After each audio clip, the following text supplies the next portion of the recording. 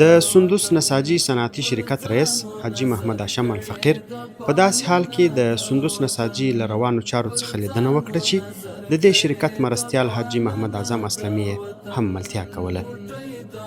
ښاغلي الفقیر د ټوکر اوبدلو تولیدي څانګې د ماشینري د نصبولو کارونه له نږدې وکتل او روانې چارې یې ښې وارزولې. نوموړي مسؤلو انجینرانو ته سپارښتنه وکړه چې د مسلکي معیارونو په پام کې نیولو سره کارونه چټک کړي ترڅو هغه زیان جبران سي چې د ټرانزیټي لارو د بندوالي او په ځنډ د ماشینري د رسېدو له امله رسېدلی دی. وروسته یې د ټوکر رنګولو تولیدي څانګې او نورې ساختماني چارې هم له نږدې وکتلې او په هره برخه کې یې د کارونو د لا ښه والي او چټکتیا په موخه لازمي سپارښتنې وکړې. ټاکل شوې چې د سندس نساجي فابریکې د تاسیساتو ساختماني او د ماشینري د نصبولو چارې په روان میلادي کال کې تکمیل او تولیدات به پیل شي. سندس نساجي فابریکه د خودکفا افغانستان څرک